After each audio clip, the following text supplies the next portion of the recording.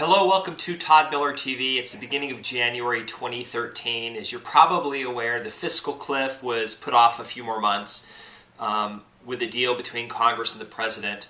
And they basically said, hey, we're going to raise some taxes and spend a bunch of money, but we're going to do it in the future. Let's just raise the debt ceiling. And what that means for you is that we're probably going to start to see a little bit of inflation. And so I want to talk about a couple ways to avoid that, potentially. So historically, if you look at the two things that have been the best hedges against inflation, one of them has been gold. Because it's a commodity, there's a limited supply, and it tends to change in value with inflation. So gold prices have gone up recently because of that.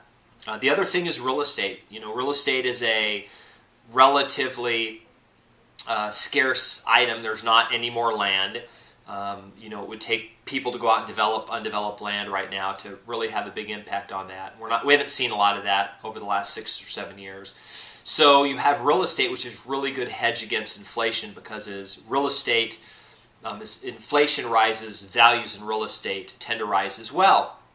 So a couple things you can do. One is, if you're a tenant, if you rent, how does this affect you? Well, if you're a tenant and you rent and there's inflation, you may get an increase in your income, potentially through inflation, but everything you buy is going to be more. So when you go to the store, everything's going to cost more, and your rents are going to go up with inflation. If you rented a house 20 years ago, you probably paid $300 or $400 a month, maybe $500. Now you're probably paying over $1,000 just for a house, right?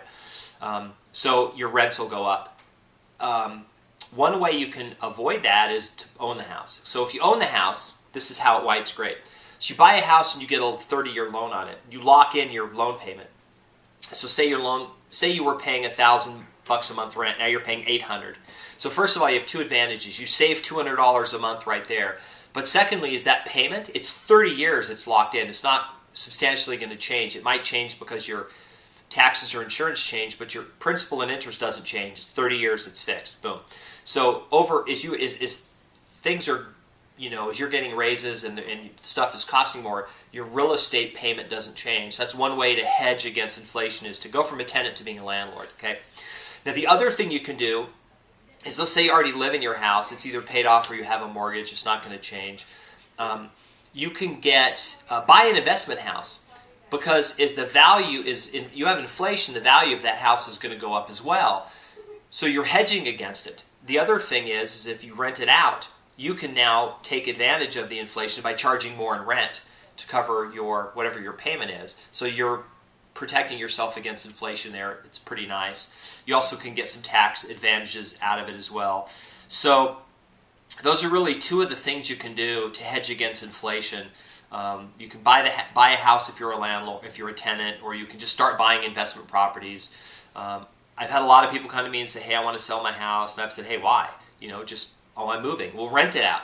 We always look at that. Is it better to rent? So it's kind of an interesting scenario when my clients have come to me and said, hey, I want to sell. And I say, well, do you have to sell? Because if you don't have to sell, you're probably better off renting. But sometimes people just need the cash, or just want to get out of, they're moving and they don't want to be a landlord. And I totally get that, because it can be painful to be a landlord, which is why people hire us to be property managers, because they don't want to deal with those issues. But I just wanted to sort of give you some ideas, because if all your money's in CDs or securities, you may not want to have it all there, because those necessarily aren't always really good hedges against inflation. Of course, historically, the worst hedge against inflation is cash. That's like the worst, okay, because it doesn't appreciate at all, and it's just getting worth less in value every day. So thought I'd share that with you. Those are sort of my tips, to answer the question, is real estate a good hedge against inflation, or is that the best way to beat inflation?